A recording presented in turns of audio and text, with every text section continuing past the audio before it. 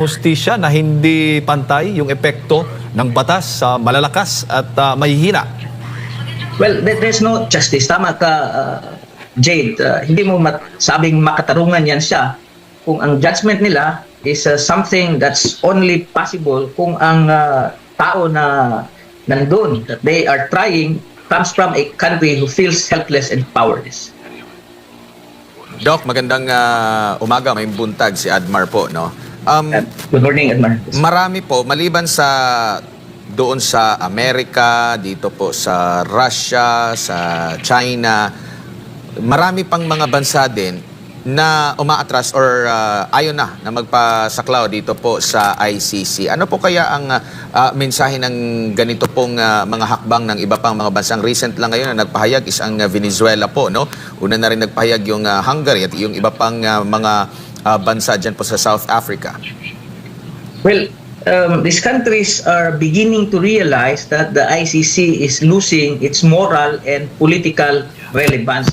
Kasi tingnan natin so for instance, in terms of the economic aspect of global realities, okay, you have the World Trade Organization, and then it wants fair trade among nations. Pero nakita mo si President Trump, he imposed heavy tariffs even against our country. Now we are a developing country. He unilaterally has imposed these tariffs to the detriment of globalization. That you look into the military aspect of this. Okay, yung United States invading Iraq, invading Afghanistan. May nagawa ba ang United Nations? Wala din. So we have seen a lot of these international tribunals, these international courts, they're losing ground. Kasi when it comes to the global order, yung mga powerful countries lang ang nagdidikta. So that kung member ka doon, you realize na ang condition is uneven and unequal. Ano pang silbi of becoming a part of it when in fact, these superpowers are actually the ones who decide and dictate kung ano at kung saan, ano ang magiging picture ng trade, ng political, including the economic order in the world. So given that, I don't think there's value even dito sa West Philippine Sea. Okay, nanalo tayo sa arbitral tribunal, but look at what is happening. Okay, so we're being continually bullied, and then the antagonistic reaction of the Philippine government against China has exacerbated the situation. So given these things, nakikita natin a lot of these things need a proper kind of contextualization. Tingnan natin ang history, tingnan natin ang tama na narrative, because if we insert ourselves into these issues, nakikita natin na we are put at a disadvantage. Kung gusto natin ng just na lipunan ng isang mundo na makatarungan, then we have to look at a fair starting point. And in that respect, itong ICC, it's not fair ground. Kasi nakikita natin na it can only prosecute leaders of countries that are powerless, but it cannot do anything against, it cannot implement whatever judgment it gives to the leaders of powerful nations.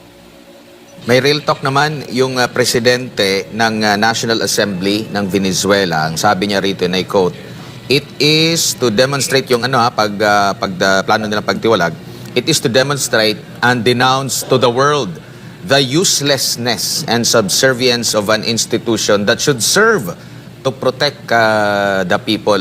Doc, ano masasabi mo? Well, ang isang bansa kasi, yung dignidad natin is something that rests upon our sovereignty. Meaning, we are independent as a nation. We pursue the common good based on our own democratic ideas. Ano ibig sabihin yan? Tingnan natin ang history natin. Tingnan natin yung tradisyon natin. Tingnan natin kung ano ang kultura natin. We cannot allow the Western moral framework to impose its will upon our people.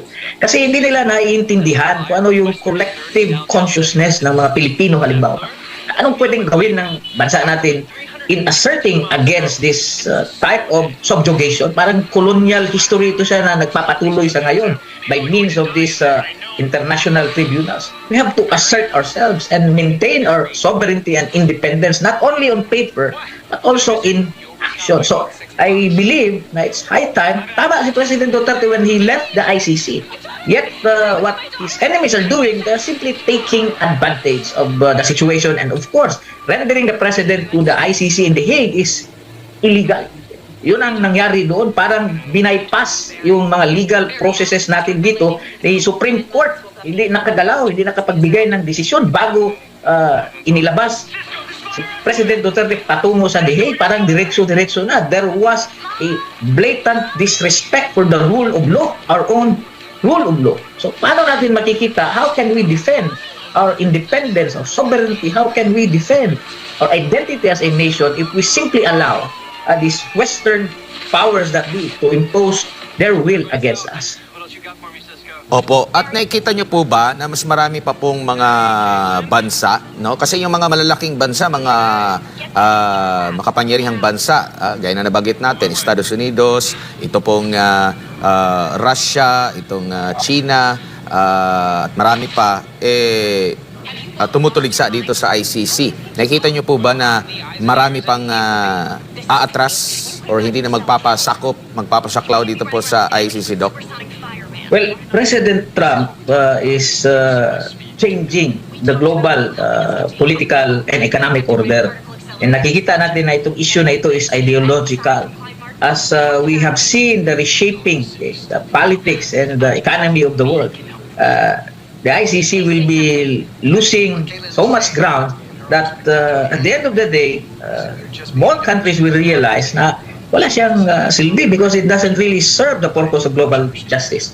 So, we will have to wait and see kung ano ang kalalabasan nito 2-3 years from now. But I believe kahit si President Trump, he's demanding changes in the Rome Statute.